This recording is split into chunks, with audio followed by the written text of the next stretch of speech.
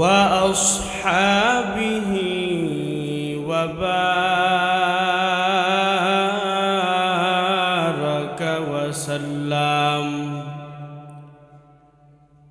وبارك وسلم تسليما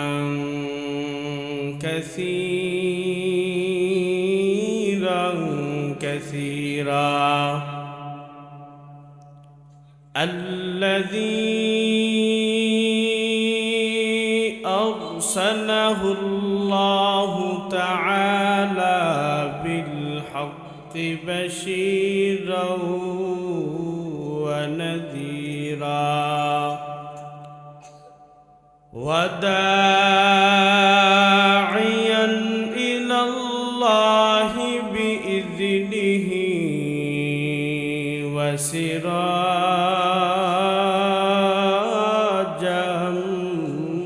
منيرا. أما بعد فأعوذ بالله من الشيطان الرجيم. بسم الله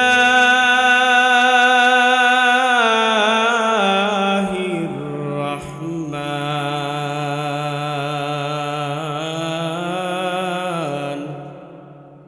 الرحيم.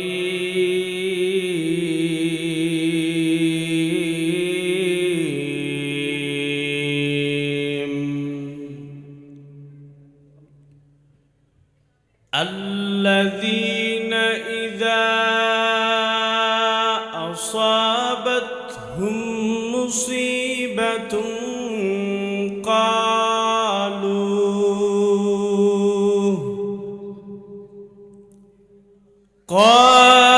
قالوا إنا لله وإنا إليه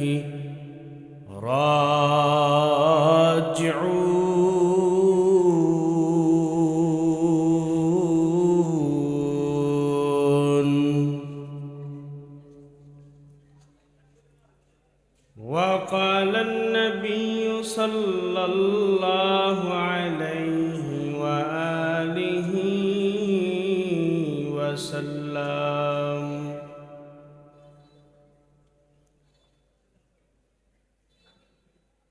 تركت فيكم أمرين لن تضلوا ما تمسكتم بهما كتاب الله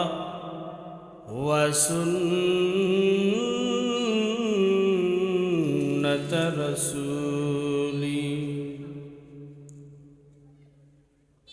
أو كما قال عليه الصلاة والسلام.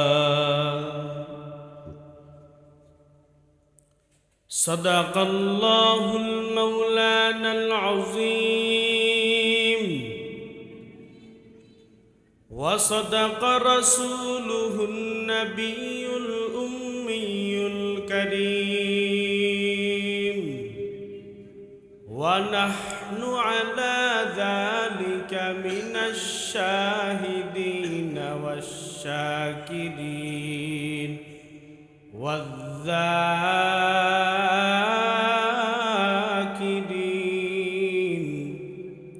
والحمد لله رب العالمين.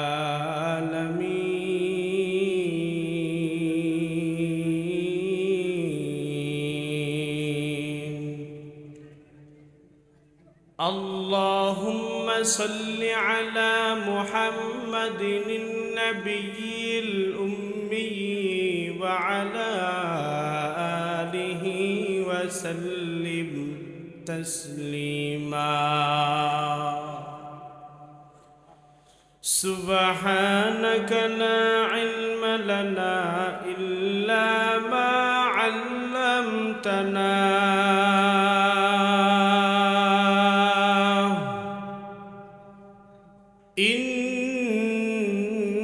إنك أنت العليم الحكيم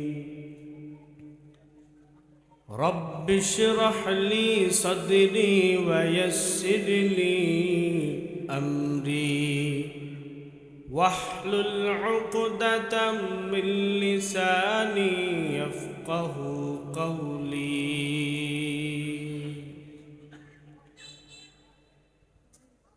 ميدوره مجبوره أي سيد عالم ميدوره مجبوره أي سيد عالم दीदार दिखा दे नहीं आवाज सुना दूं दीदार दिखा दे नहीं आवाज सुना दो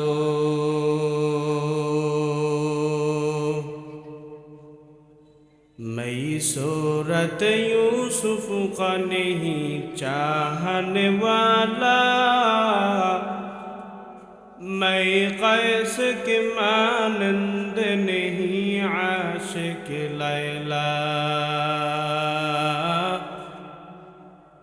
मैं कैस के मानंद नहीं आशिक लैला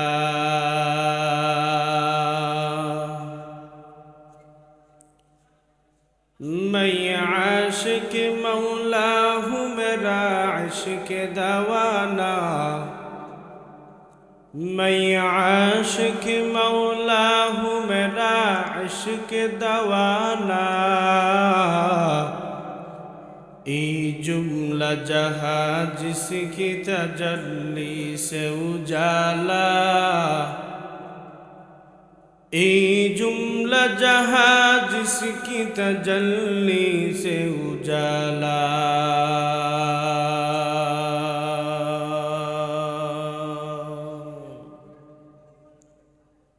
সকলে জবান খুলে পড়ি আলহামদুলিল্লাহ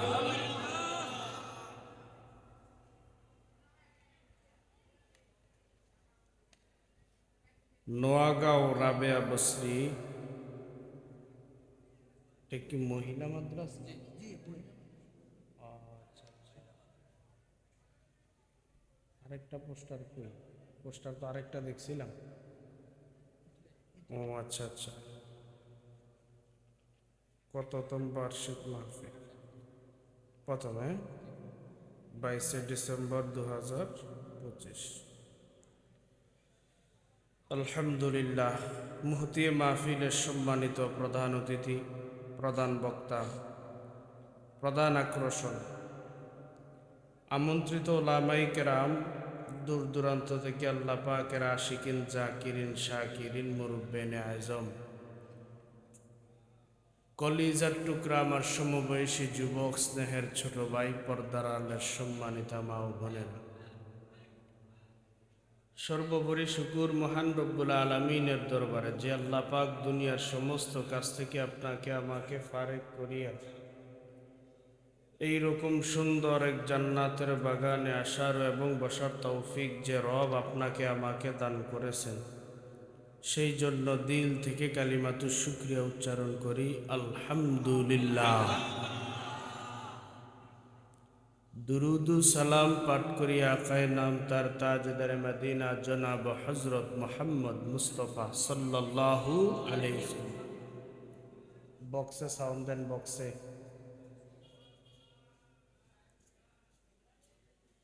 আল্লাহ পাকের দরবারে শুকরিয়া আদায় করলাম রসুলের নামে দুরূদ পড়লাম আমাদের লাভ হইল না লস হইল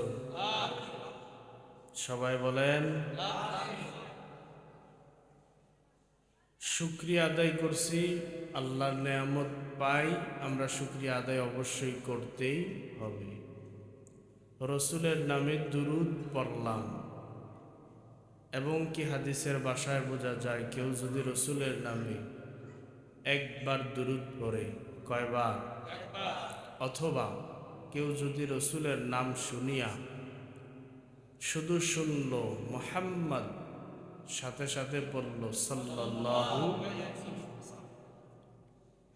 বলে পড়তে দেরি বান্দার আমল নামার 10টা গুনাহ আল্লাহ মাফ করতে দেরি করেন।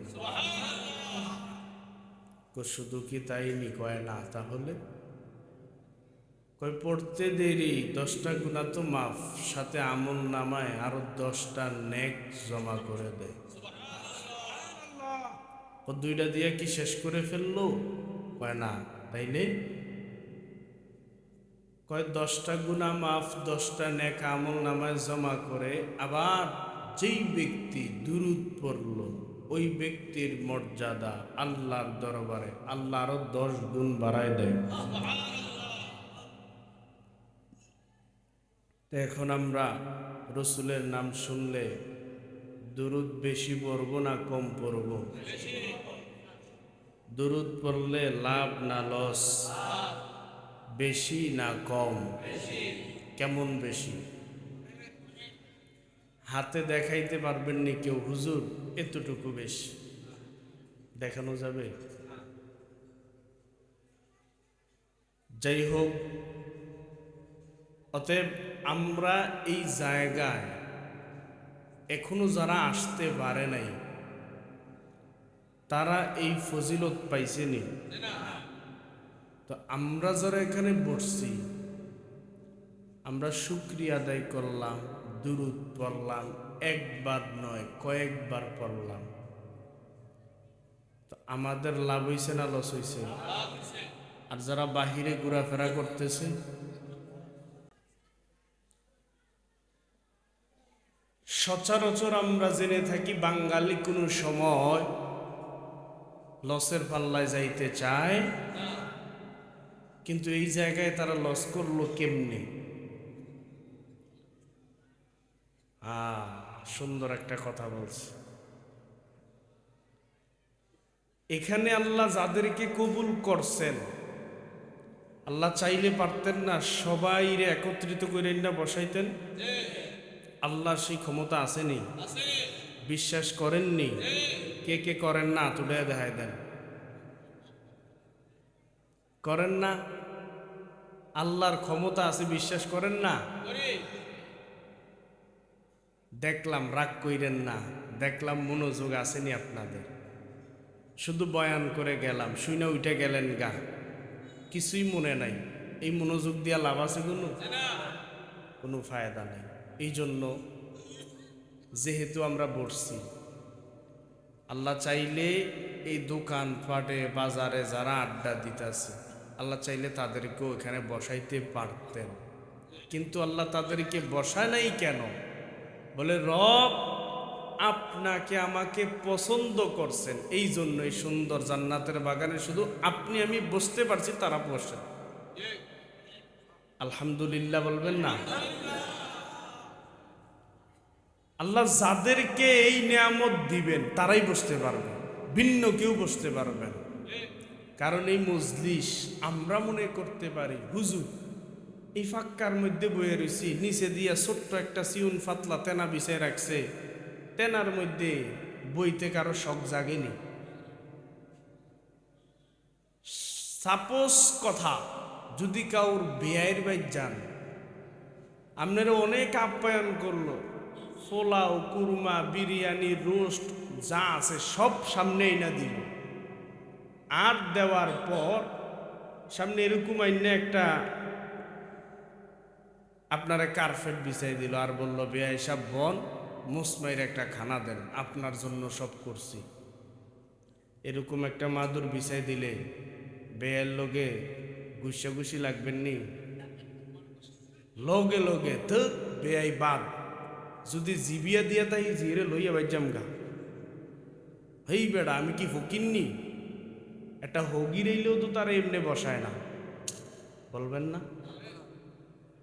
কিন্তু দেখেন এখানে বলার মতন কেউ নেই, এটা স্বাভাবিক একটা পাতলা কার্পেট বিছিয়ে রাখছে, এই ফাঁকার মধ্যে ঠান্ডার মধ্যে কত সুন্দর বসে আছেন। এটা তো বাবা মাওলার রহমত ছাড়া কোনোদিন সম্ভব। আল্লাহ যেহেতু কবুল করছে, কিছুক্ষণ সময় দিবেন তো ইনশাআল্লাহ।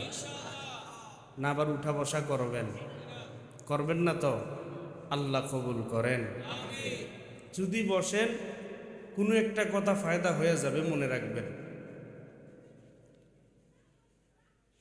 যাই হোক, লম্বা ভূমিকা নয়, আপনাদেরকে আল্লাহ পাকের কোরআন থেকে দুই একটা কথা বলব। আল্লাহ চাহে তো যেই কোরআনের আয়াতরা আমি তেলাওয়াত করেছি এবং রসুলের অগণিত অসংখ্য হাদিসে বাণী থেকে একটি হাদিস আপনাদেরকে শোনাইলাম। আল্লাহ চাহে তো এই বিষয়ের উপর কথা বলার চেষ্টা করব ইনশাআল্লাহ। আল্লাহ প্রত্যেককে ধৈর্য ধরে বসে শোনার তৌফিক দান করে, আমাকে বলার তৌফিক দান করুন। আল্লাহ বলেন, আল্লাযীনা ইযা আসাবাতহুম মুসিবাত ক্বালু ইন্না লিল্লাহি ওয়া ইন্না ইলাইহি রাজিউন। আল্লাহ প্রত্যেক বান্দাকে বুঝাইতেছে, বান্দা পৃথিবীতে চলাকালীন তোমাদেরকে একটু একটু কইরা আমি মুসিবত দেই, পরীক্ষা করি, আবার সুখ দেই। তবে তোমরা যখন মুসিবতে পড়বা, সুখের সময় দেখবেন আমরা রবের তালাশ খুব কম করি। সুখ শান্তি আমাদের কোনো চিন্তা নাই।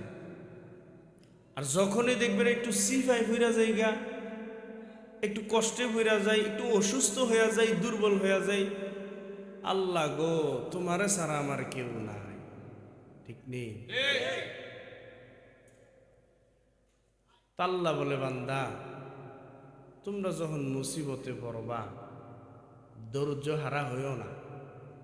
মুসিবতে পড়বা, সাহায্য চাইবা আমি রবের কাছে, দুনিয়ার কারো কাছে সাহায্য চাইবা না। সাহায্য চাইব কার কাছে? আল্লাহর কাছে। এই ঈমান আছে তো? দেখা যাবে ইনশাআল্লাহ সামনে আগাইলে। আল্লাহ বলে, যখনই বান্দারা মুসিবতে পড়বে, বিপদে পড়বে, আমি আল্লাহ তাদেরকে চাওয়ার একটা মাধ্যম দিলাম। ওই মাধ্যম যদি তারা ব্যবহার করে পাওয়া যাইবে, না করলে পাবে না। আল্লাযীনা ইযা আসাবাতহুম মুসিবাতুন ক্বালু ইন্না লিল্লাহি ওয়া ইন্না ইলাইহি রাজিউন। আল্লাহ বলেন, বান্দারা আমি রবের কাছে তোমরা যখন বিপদের মধ্যে পড়িয়া যাইবা, তোমরা যখন মুসিবতের মধ্যে পড়িয়া যাইবা, দুনিয়ার কারো কাছে সাহায্য চাইবা না, আমি রবের কাছে সাহায্য চাইবা। আমি রবের কাছে একটু তালাশ করবা, কারণ দুনিয়ার সব মানুষ হইল ফকির, একমাত্র প্রশংসিত ধনী হলাম আমি আল্লাহ। ইয়া আইয়ুহান নাস আনতুমুল ফুকারাউ ইলাল্লাহ ওয়াল্লাহু হুয়াল গনিয়্যুল হামিদ।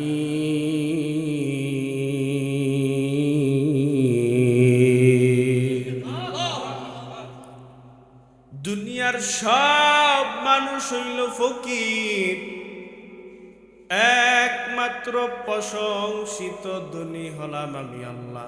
আল্লাহ জানাই রে বান্দারা, দুনিয়ার মধ্যে তোমরা যখন বিপদের মধ্যে পড়িয়া যাইবা, তোমার কিছু টাকার প্রয়োজন চাইবা আমার মাওলার দরবারে। বিপদের মধ্যে পড়িয়া গেছো, কোনো পিসাবের কাছে দৌড়াইও না, তোমার মুসিবত তুমি নিজে রবের কাছ থেকে চায়া নাও। আল্লাহ বলে বান্দারা যারা বিপদের মধ্যে পড়ার পরে আমি রবের কাছে চাইবা, ওরে আমি রবের কাছে চাইতে দেরি আমি আল্লাহ দিতে দেরি করি না, তবে চাওয়ার মতন তো চাইতে হবে। সাপোজ আপনাদেরকে বুঝাইয়া দেই, দুনিয়ার লাইনে যদি কোনো বান্দা কোনো বড় লোকের দরবারে যায়, একজন ভালো মানুষের কাছে যায়, যাইয়া বলল ভাইজান আপনি আমারে সহযোগিতা করার জন্য কিছু চাউল দেন, আমার পেটে ক্ষুধা, ঘরের মধ্যে বিন্দু পরিমাণ খাবার নাই। এই কথা বললে বলেন বড় লোক অল্প কিছু চাউল তারে দিতে পারবেনি? পারবে না। কারণ অল্প কিছু চাউল চাইছে, দিতে কোনো ব্যাপার না, একবার চাইলো দিল। দেওয়ারও তো একটা মাধ্যম আছে, চাওয়ারও একটা মাধ্যম। ব্যক্তির কাছে যাইয়া বলল ভাইজান কিছু চাউল দেন দিয়া দিবে, কিছু ডাউল দেন দিয়া দিবে, একটু একটু করে চাইলে দিয়া দিবে, চাওয়ারও তো একটা মাধ্যম আছে। আমার রবের কাছে চাইবি রে গোলাম, রবের কাছে চাওয়ারও একটা মাধ্যম তোমার থাকবে। আমরা রবের কাছে চাই কিন্তু পাই না, এমনভাবে চাই যেইভাবে আল্লাহ কবুল করে না, এমনভাবে চাইতে হবে যেইভাবে আল্লাহ কবুল করবে। আল্লাহ বলে বান্দারা আমি রবের কাছে চাইতে গেলে আমি রবের আগে রাজি খুশি করানো লাগে, আমি রবের হুকুমগুলো আগে 5 ওয়াক্ত নামাজের বিধান আমি আল্লাহ প্রথমে দিয়া দিলাম। আমি আল্লাহ জানাইলাম রে গোলাম দুনিয়ার মধ্যে আমি রব, তোদের কি একের পর এক হুকুম দিয়া দিলাম, হুকুমগুলা পালন করবি আর আমি রবের ডাকবি।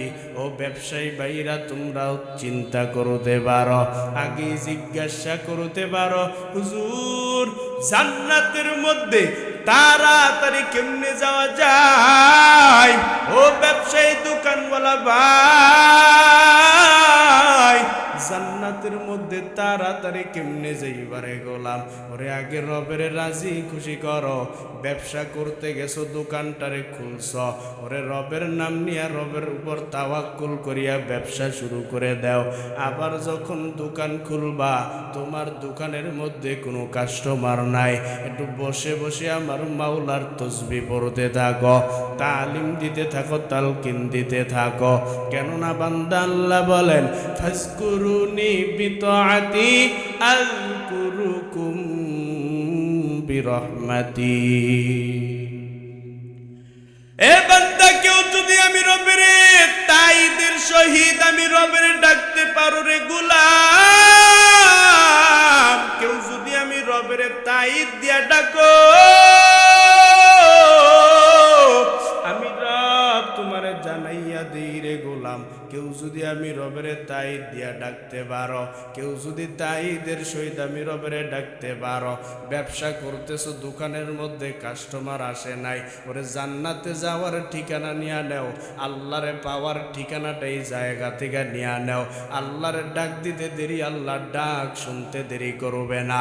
ওরে বান্দা তুমি ব্যবসা করতেছো দোকানের মধ্যে কাস্টমার নাই, জলদি করে তুমি কাস্টমার নাই যেহেতু নামাজটা পড়ছো, নামাজের শেষে যাইয়া দোকানের মধ্যে বসিয়া আমার মাওলার একটু জিকির করতে থাকো।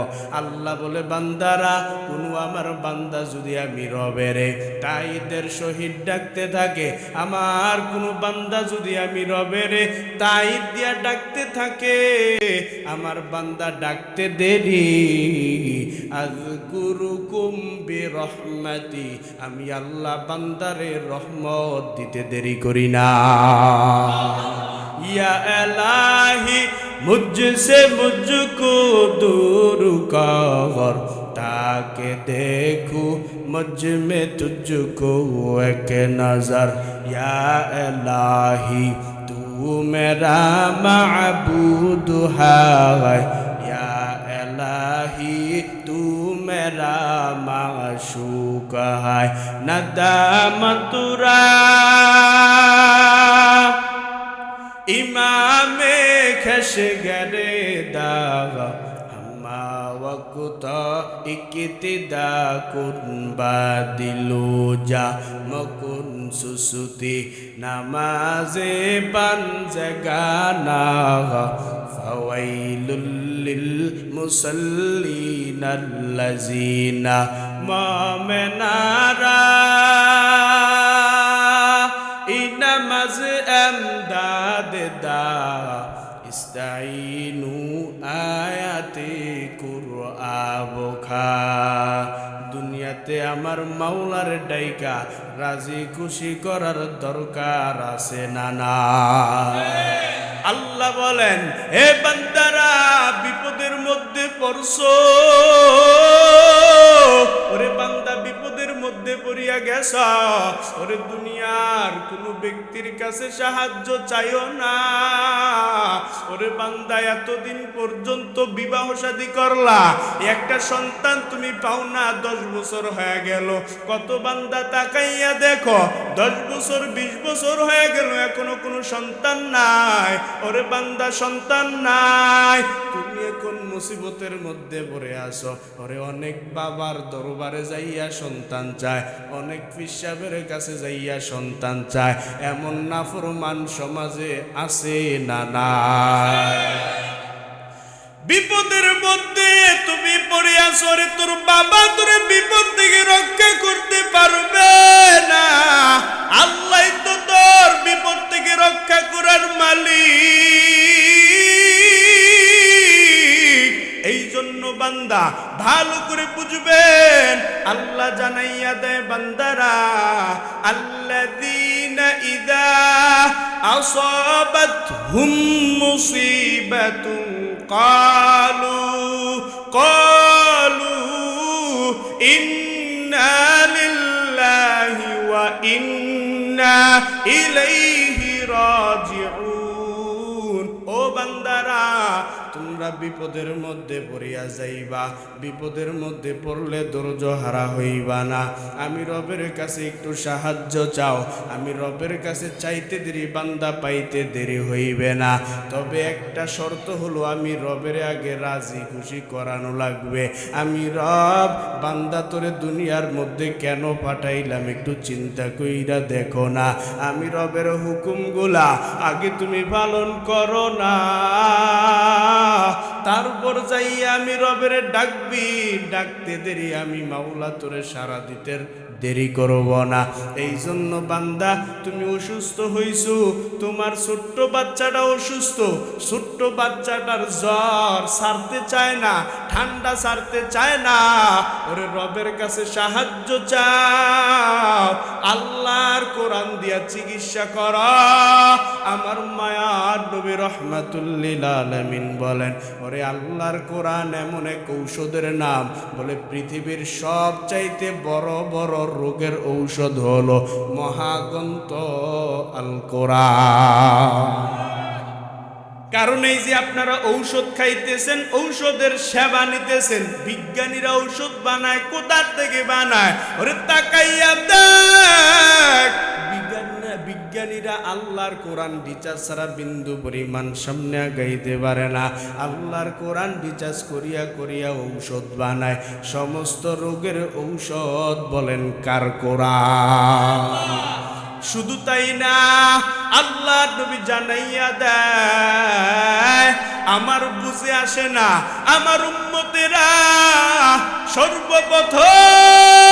সর্বপ্রথম যখন আমার উম্মতেরা অসুস্থ হয়ে যায় আমার বুঝে আসে না আমার উম্মতেরা সর্বপ্রথম সূরা ফাতিহার চিকিৎসা না নিয়া সর্বপ্রথম সূরা ফাতিহার চিকিৎসা তারা শরীরের মধ্যে শ্রবণ না করে কেমনে আমার উম্মত ডাক্তারের কাছে দৌড়ায় নবী বলে আমার বুঝে আসে না কেননা বান্দা সূরা ফাতিহা পড়িয়া যদি ঈমানের সহিত ঈমানটারে মজবুত রাখিয়া যদি কেউ সূরা ফাতিহা ওরে বান্দা তোমার মহা বড় রোগ যেই রোগ ডাক্তার তোমারে সহযোগিতা করিয়া সুস্থ করতে পারে না বড় বড় ওজা কবিরাজ তোমারে সুস্থ করতে পারে না ঈমানের সহিত সূরা ফাতিহা বড় আর পবিত্র জবান দিয়া যদি এই সূরা ফাতিহা পড়িয়া এই সূরা ফাতিহার দম যদি পানির মধ্যে করে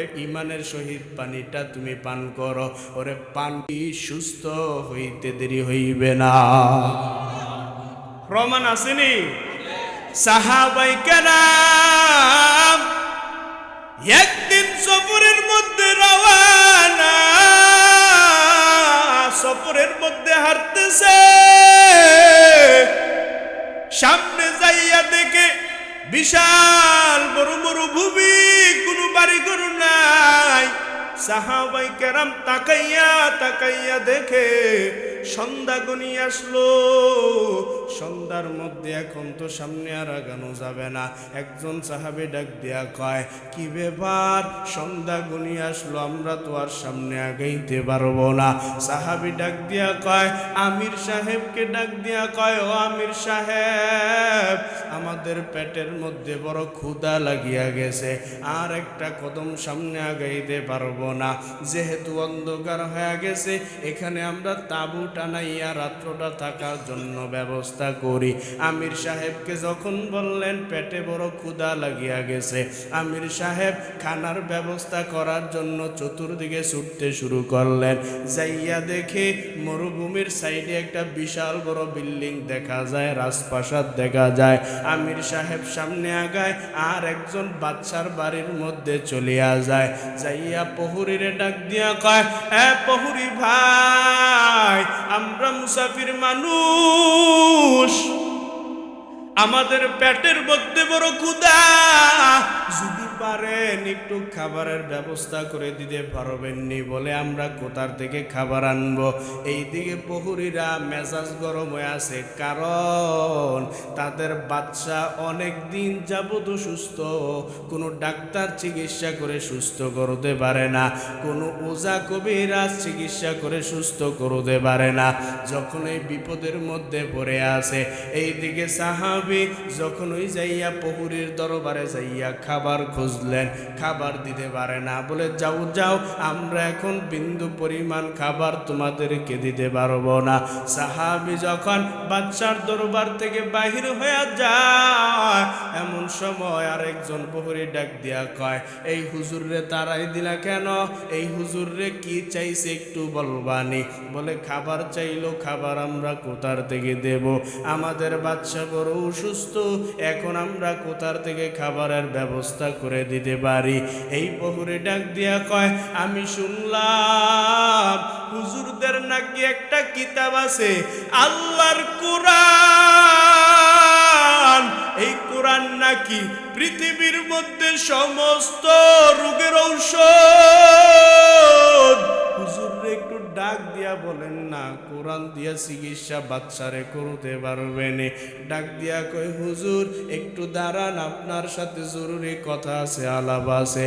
যাইয়া ডাক দিয়া কয়, হুজুর, আমরা শুনলাম পৃথিবীর মধ্যে সর্বশ্রেষ্ঠ একটা কিতাব আছে কোরআন। আপনারা এই কোরআন পড়িয়া নাকি মানুষের যদি দম করেন সুস্থ হয়ে যায়, অসুস্থ রোগী নাকি সুস্থ হয়ে যায়। পৃথিবীর সর্বশ্রেষ্ঠ কোরআন দিয়া যদি আপনারা দম করেন, বড় বড় সমস্ত রোগের ঔষধ নাকি আল্লাহর কোরআন। হুজুর বলে, হ্যাঁ, আল্লাহর কোরআন সমস্ত রোগের ঔষধ। সাহাবী রাজি হয়ে গেলেন, আমি আমার মাওলার কোরআন পড়ে পড়ে আপনার বাচ্চার একটু চিকিৎসা নিতে চাই। প্রহরী ডাক দিয়া কয়, যদি আপনি আমার বাচ্চারে সুস্থ করতে পারেন, আপনারে এক পাল খাবারের জন্য বকরি দেওয়া হবে। আপনারা সব সফর সঙ্গী যারা আছেন সবাই যেন খাইতে পারেন, এক পাল বকরি দেওয়া হবে। এইদিকে বাচ্চার দরবারে রওনা হয়ে যায়। বাচ্চার দরবারে যাওয়ার পর সাহাবী আল্লাহর উপর ভরসা করে বাচ্চার দরবারে যাওয়ার পর আল্লাহর কোরআন থেকে যখন সূরা ফাতিহার পরে তেলাওয়াত করতে শুরু করলেন, ওরে আল্লাহর কোরআন কত মধুর, কত মধুর। ওরে এই আল্লাহর কোরআনের ভাষা যারা বুঝে তারাই বলতে পারবে আল্লাহর কোরআন কত মজা, ঠিক নেই? আলহামদুলিল্লাহি রাব্বিল আলামিন আর রহমানির রহিম মালিকি ইয়াউমিদ্দিন ইয়্যাকা না'বুদু ওয়া ইয়্যাকা নাস্তাঈন ইহদিনাস সিরাতাল মুস্তাকিম সিরাতাল লাযীনা আন'আমতা আলাইহিম গায়রিল মাগদুবি আলাইহিম ওয়ালাদ-দাল্লিন।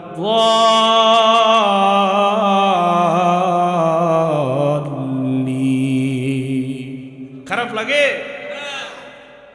সাহাবী যখন আল্লাহর কুরআন সূরা ফাতিহা পড়লেন, পড়িয়া যখন পানির মধ্যে দম করিয়া দেয়, আর ওই পানিটা যখন বাচ্চারা নিয়ে খাওয়ায়, ওরে বাচ্চারে এতদিন এত ডাক্তার ওজা কবিরাজ চিকিৎসা করলো, বিন্দু পরিমাণ সুস্থ করতে পারে নাই। আর সাহাবী আল্লাহর কোরআন থেকে সূরা ফাতিহা তেলাওয়াত করে পানির মধ্যে দম করে খাওয়াইতে দেরি, বাচ্চা সুস্থ হইতে দেরি হয় না। এই কালামে জিন্দা কুরআনে হাকীম হিকমতে উলা ইয়াজালাস্তু কদিম জামিউল ইলমি ফিল কুরআনে হাকীম তাকাসারাত আনহু আফহামুর রিজালি বাখা কুরআন কালামুল্লাহ বসনু কদিমাস্তি নইনো। আল্লাহর কোরআন রে আমরা আঁকড়াইয়া ধরার দরকার আছে না না? আল্লাহর কোরআন তোর অন্তরের মধ্যে যদি ঢুকাইতে পারো হে যুবক, ও বৃদ্ধ বাবা, ভালো করে শুনিয়া নাও, বিপদের মধ্যে পড়ছ, ওরে দুনিয়ার কোন ব্যক্তির কাছে যাইয়া সাহায্য চাইবি না।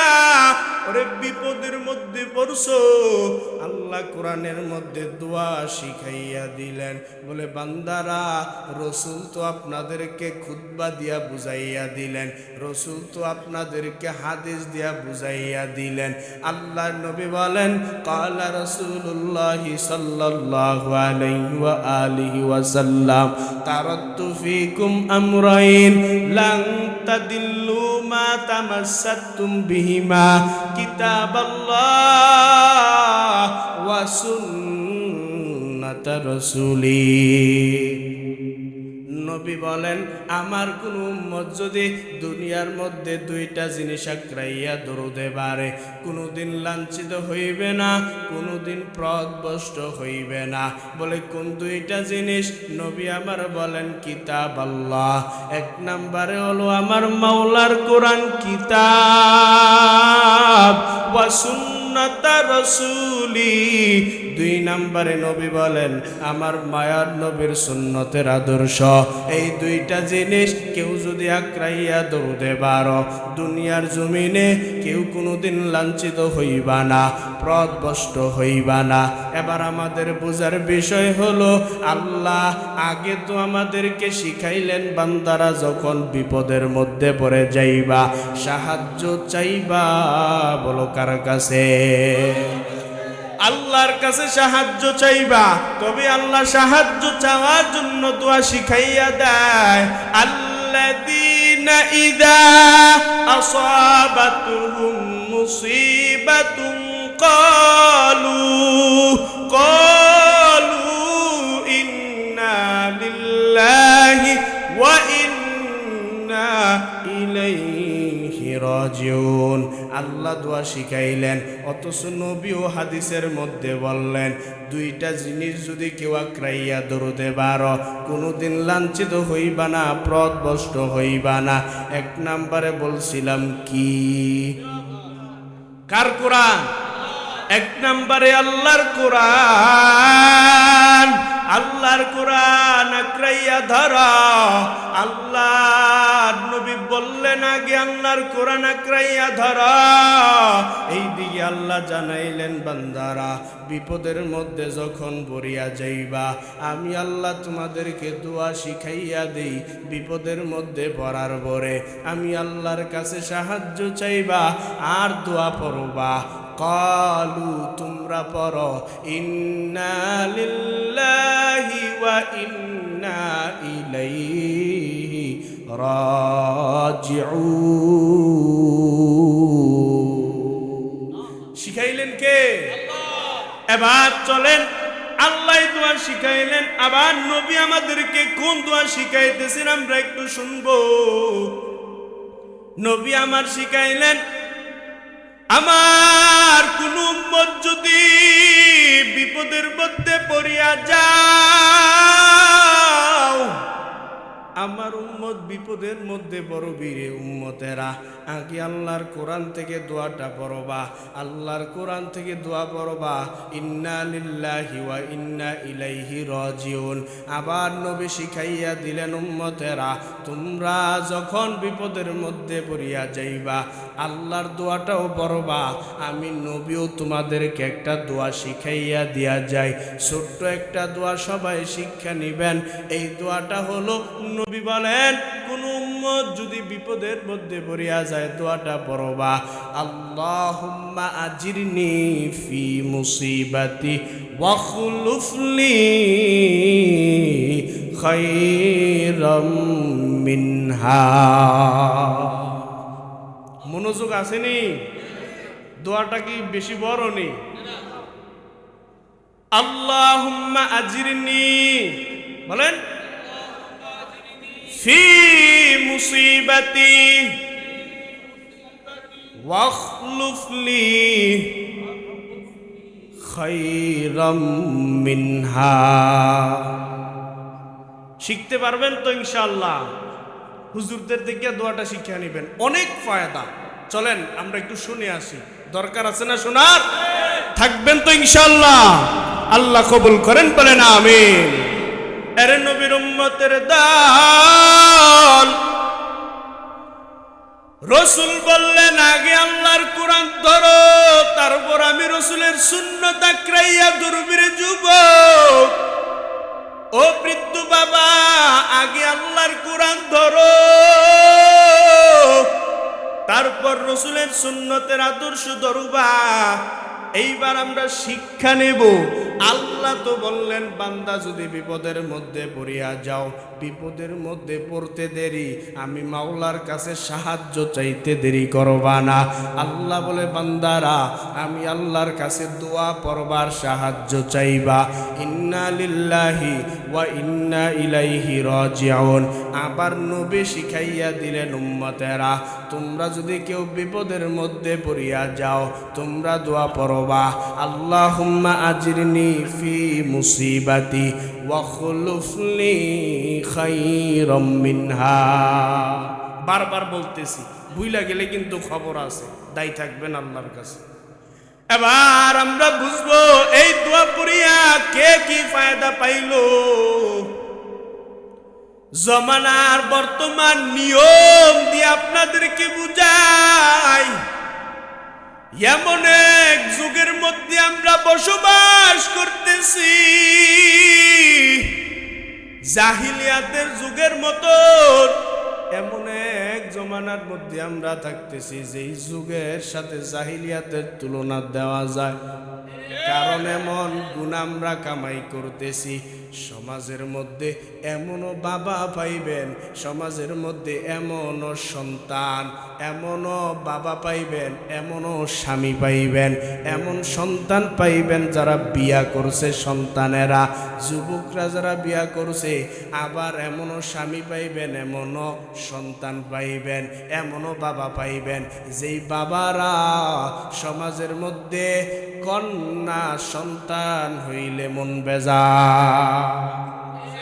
আছে না নাই? কয় কন্যা সন্তান হইলে কামাই কইরা আমারে খাওয়াইব কি? এগুলারে কামাই কইরা কইরা বিয়া দেওয়ান লাগবো বহুত টেয়া। সমাজের মধ্যে আছে না? সন্তান কি কামাই কইরা খাওয়ানোর জন্য আমরা সন্তান চাই? হ্যাঁ, একটি সন্তান দেরে মাওলা,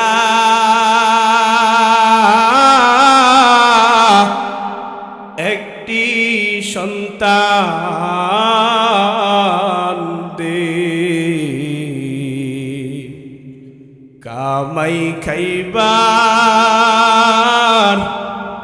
আশা নাই রে, আমায় মাটি দিব কে?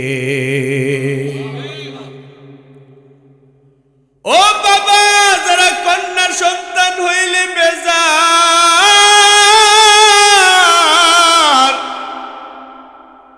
ভালো করে শুনিয়া নেও আজকের বয়ানটা তোমার জন্য রে বাবা।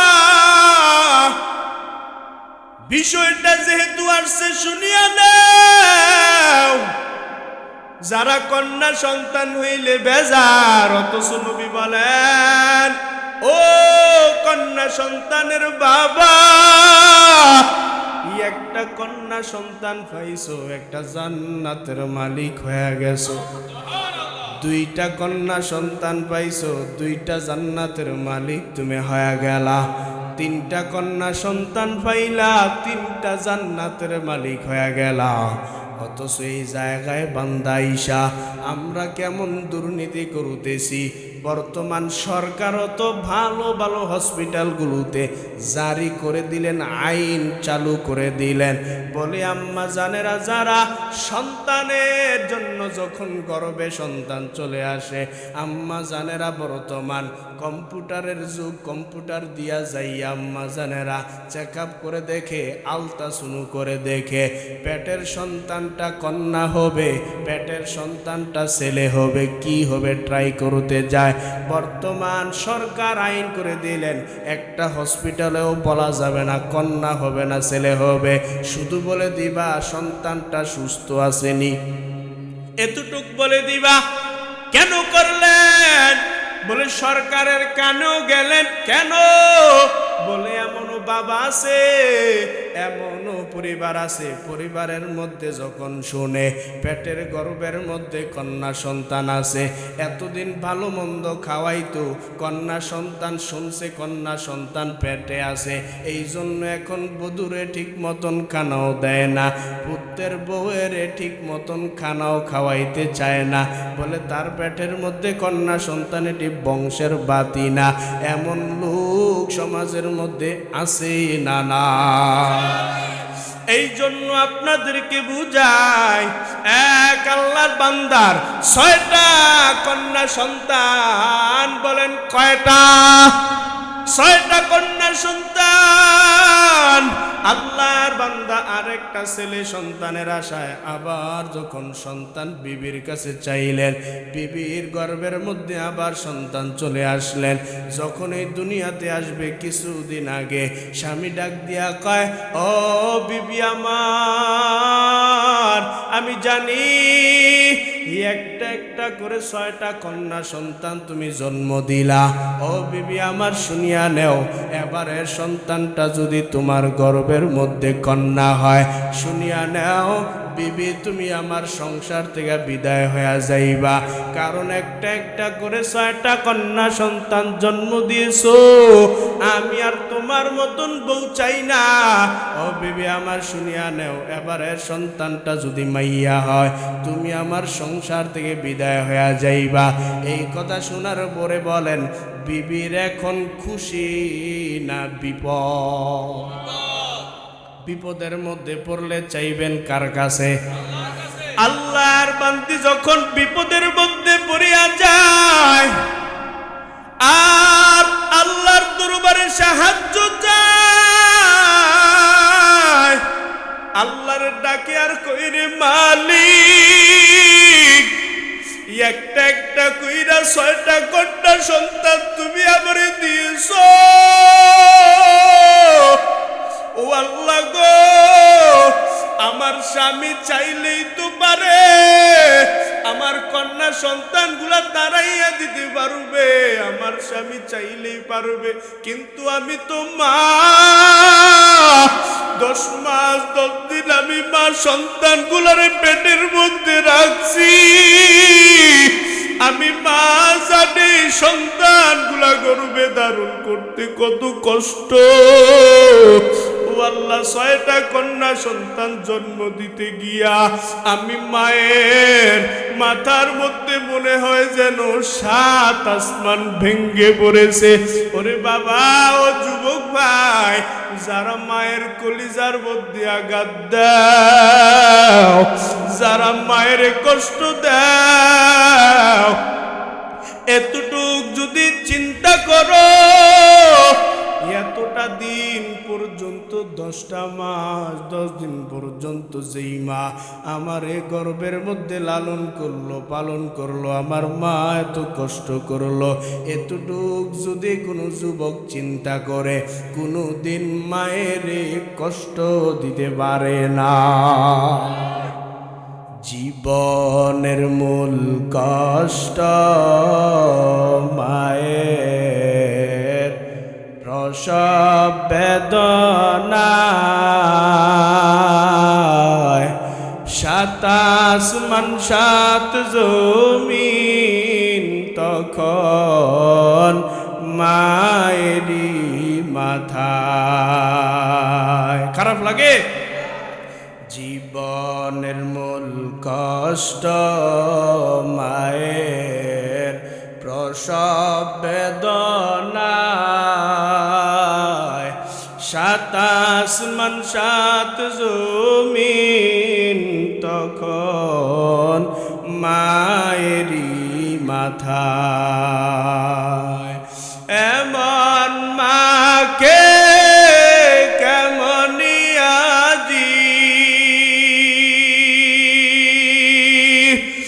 এমন মাকে কেমনি আজি যাব আমি ভুলিয়া, ও আমার প্রাণের মা, মা গো মা, কোথায় গেলে মোরে ছাড়িয়া, জনম দুঃখী ইয়তীম আমি, চায় না কেহ ফিরিয়া। আমি যখন ছিলাম আমার মায়েরই গর্ভেতে, চলাফেরা করতেন যে মায় কত কষ্ট করে, আমার সুন্দর মুখ দেখে মায়ের, আমার সুন্দর মুখ দেখে মায়ের থা যায় দেয় হাসায়া, ও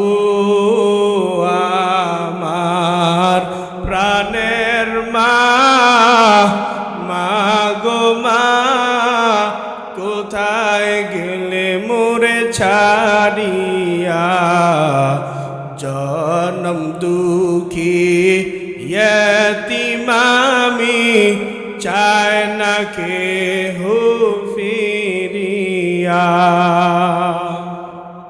মায়ের কষ্ট দেওয়া যাবে? রে নবীর উম্মতের দল, আল্লাহর বান্দার জানে কয়টা সন্তান মনে আসেনি? আল্লাহর বান্দার 6টা কন্যা সন্তান। বিবিরে বলে দিলেন, খবরদার বিবি গো, এবারে সন্তানটা যদি কন্যা সন্তান জন্ম দেও, ওরে বিবি আমার শুনিয়া নেও, আমার সংসারে তোমার আর জায়গা হবে না। এইদিকে বিবি যাইয়া পার্শ্বের রুমের মধ্যে যায় নামাজ বিছাইয়া 2টা রাকাত নামাজ আদায় করার পর বিবি যাইয়া সিজদায় পড়ে কান্না করে আর ডাক দিয়া কইরে, মালিক, সন্তান দেওয়ার মালিক তো আমিও না, আমার স্বামীও না। ও আল্লাহ গো, সন্তান দেওয়ার মালিক তো তুমি রব। ও আল্লাহ, আমার স্বামী বুঝতে চায় না, আমার স্বামীর একটু আপনি হেদায়েত দিয়া দেন গো আল্লাহ। এই কথা বলিয়া আল্লাহ শিখানো দোয়া পড়তেছে। এখন তো বিপদের মধ্যে পড়ে আছে, আল্লাহ দোয়া শিখাইয়া দিলেন, ইন্না লিল্লাহি ওয়া ইন্না ইলাইহি রাজিউন। আল্লাহর শিখানো দোয়া পড়তেছে, আবার রসুলের শিখানো দোয়া পড়তেছে, আল্লাহুম্মা আজিরনি ফি মুসিবাতি ওয়াখলুফনি খায়রাম মিনহা। আবার যখন আমার মায়ার নবীর শিখানো দোয়া পড়তেছে, এইদিকে স্বামী বেচারা যাইয়া পার্শ্বের রুমের মধ্যে ঘুমায়। হঠাৎ করে ঘুমের মধ্যে স্বপ্ন দেখতেছেন, কিয়ামতের ময়দান, হাসরের ময়দান শুরু। আল্লাহর বান্দা চিন্তা করে, এই কিয়ামতের ময়দান শুরু হয়ে গেল, হাসরের মাঠ, চারিদিকে শুধু জাহান্নামের আগুন। আল্লাহর বান্দা বলে, আমি তাকাইয়া দেখি চারিদিক দিয়া শুধু জাহান্নামের আগুন। একজন মানুষের দরিয়া দরিয়া জাহান্নামের মধ্যে নিয়ে যায়, অন্যদিকে জাহান্নামের শিকল দিয়া বাঁধিয়া দল দল করে জাহান্নামের মধ্যে নিয়ে ফালাইতেছে। যখনই আল্লাহর বান্দা চিন্তা করতেছে, এইদিকে চতুর্দিক দিয়া তো শুধু ফেরেশতারা দইরা দইরা, যারে পায় তারে দইরা, জাহান্নামী বান্দা গুলারে দইরা জাহান্নামের মধ্যে নিয়ে ধাক্কাইয়া ফালাইতেছে। আল্লাহর বান্দা যখন জাহান্নামের আগুনের ভয়ে সামনে আগাইয়া দেখে দূর থেকে একটা জান্নাতের বালাখানা বিল্ডিং দেখা যায়। আল্লাহর বান্দা বলে, আমি যখন জান্নাতের বালাখানা বিল্ডিং এর মধ্যে দৌড়াই, হঠাৎ করে যখন আমি জান্নাতের বিল্ডিং এ ঢুকবো, এমন সময় জাহান্নামের 2টা ফেরেশতা আইসা আমার 2টা কাঁধের মধ্যে খাপ করে ধরে ফালায়, আর দইরা কয়ে, রে নাফরমান, আজকে দুনিয়ার মধ্যে আল্লাহর দেয়া নেয়ামত পাইয়া, আবার মাওলার দেয়া নেয়ামত খাইয়া শুকরিয়া আদায় করো নাই, ওরে দুনিয়াতে বিবির সাথে খারাপ আচরণ করো, আজকে আল্লাহর জান্নাতে যাবি হবে না, চল চল তোরে নিয়া জাহান্নামে ফালাইয়া দেব। আল্লাহর বান্দা বলে, হুজুর, আবার যখন দরিয়া জাহান্নামের মধ্যে ফালাইয়া দিবে, জাহান্নামের দরজা আপনাদের যদি জানা থাকে বলেন, জাহান্নামের দরজা কয়টা? 7টা। আল্লাহর বান্দার কন্যা সন্তান জানি কয়টা? একটা দরজা তো বাকি থাইকা যায়। আল্লাহর বান্দা বলে, হুজুর, আমার যখন জাহান্নামের প্রথম দরজার মধ্যে নিয়া যায়, প্রথম দরজায় নিয়া যখন আমার ধাক্কা দিয়া জাহান্নামের মধ্যে ফালাইবে, আমি তাকাইয়া দেখি জাহান্নামের প্রথম দরজায় আমার প্রথম কন্যা সন্তানটা দাঁড়ানো, আর দাঁড়াইয়া কইরে ফিরিস্তার দল আমার বাবারে কই নিয়ে যাও, আমার বাবারে জাহান্নামে ফালাইবি না, আমার বাবারে যদি জাহান্নামে ফালাও সাথে আমারও জাহান্নামের মধ্যে ফালানো লাগবে। কারণ আমার বাবা দুনিয়ার মধ্যে কত কষ্ট কইরা আমাদেরকে লালন পালন করছে, আমার বাবা দুনিয়াতে কত কষ্ট কইরা নিজে না পইরা নিজে না খাইয়া আমাদেরকে পর্দার মধ্যে আবৃত কইরা রাখছে। এর ফেরেশতার দল আমার বাবারে যদি জাহান্নামের মধ্যে ফালাও সাথে আমারও জাহান্নামে, আর দাঁড়াইয়া কইরে ফেরেশতার দল আমার বাবারে কই নিয়া যাও, আমার বাবারে জাহান্নামের মধ্যে ফালাইতে পারবি না। কারণ দুনিয়ার মধ্যে আমার বাবা আমারে কত কষ্ট কইরা লালন পালন করছে। এর ফেরেশতার দল আমার বাবারে যদি জাহান্নামের মধ্যে ফালাও সাথে আমারও জাহান্নামের মধ্যে ফালানো লাগবে। এই কথা বলিয়া আবার ফেরেশতারা যখন দরিয়া জাহান্নামের 3 নাম্বার দরজায় নিয়ে গেলেন, 3 নাম্বার দরজায় যাওয়ার পরে আল্লাহর বান্দা বলে আমি তাকাইয়া দেখি জাহান্নামের 3য় নাম্বার দরজায় আমার 3 নাম্বার মেয়েটা দাঁড়ানো। আবার যখন জাহান্নামের 4র্থ নাম্বার দরজায় নিয়ে যায় আল্লাহর বান্দা বলে আমি তাকাইয়া দেখি জাহান্নামের 4 নাম্বার দরজায় আমার 4র্থ নাম্বার মেয়েটা দাঁড়ানো। আবার যখন 5ম নাম্বার দরজায় নিয়ে যায় আমি তাকাইয়া দেখি জাহান্নামের 5ম নাম্বার দরজায় আমার 5 নাম্বার মেয়েটা দাঁড়ানো। আবার যখন ফেরেশতারা দরিয়া আমারে যখন জাহান্নামের 6 নাম্বার দরজায় নিয়ে যায় আমি তাকাইয়া দেখি জাহান্নামের 6 নাম্বার দরজায় আমার 6ষ্ঠ নাম্বার মেয়েটা দাঁড়ানো। এবার আমি চিন্তা করতে লাগলাম এবার তো জাহান্নামের আরেকটা দরজা বাকি, এই দরজায় তো আমার কোনো কন্যা সন্তান দাঁড়াইতে পারবে না, এবার তো আমার জাহান্নামের মধ্যে নিয়ে ধাক্কা দিয়া ফালাইয়া দিবে। আল্লাহর বান্দারে যখন ফেরেশতারা দরিয়া জাহান্নামের 7 নাম্বার দরজায় নিয়ে যায়, যখন এই ধাক্কা দিয়া ফালাইয়া দিবে হঠাৎ করে আল্লাহর বান্দার ঘুম ভেঙে যায়। আল্লাহর বান্দার ঘুম ভাঙার পর আল্লাহর বান্দা একটা চিৎকার দিয়া কইরে মালিক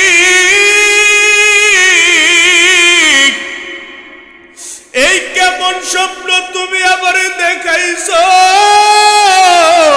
ও আল্লাহ গো এবার আমি তো বুঝতে পারলাম আমি আমার বিবির সাথে বড় অন্যায় করে বালাইছি, জলদি করে বিবিরে তালাশ করে খুঁজিয়া পায় না।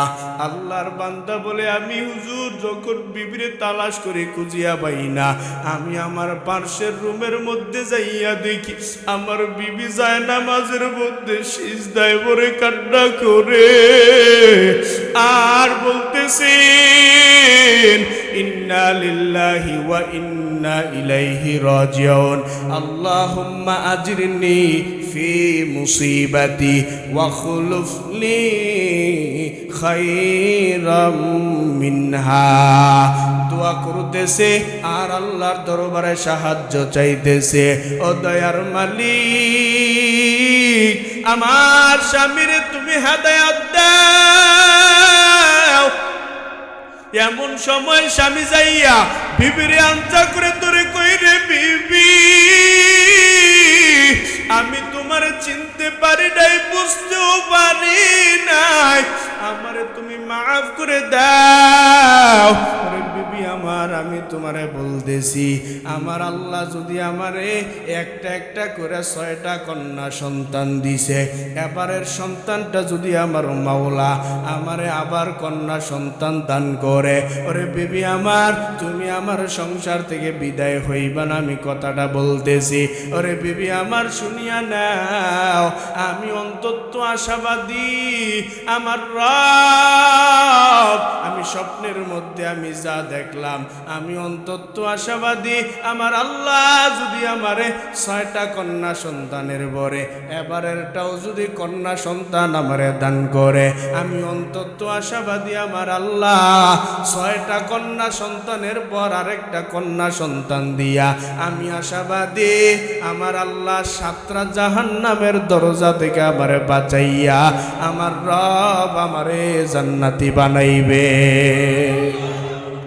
जन्नतु दो जुग से या रब क्या करूं, आरज़ू है मैं तुझे देखा करो, हो रो गलमा जद्दी नेमत है तू, सबसे बेहतर नेमते दीदार तू, नदामतुरा इमामे खशगरे दाओ, हम्मा वक्त इक्तिदा कुन बादिलू जा मकुन सुसुती नमाज़े पंजगाना, फवैलुल लिल मुसल्लीन अल्लज़ीना मोमिनारा,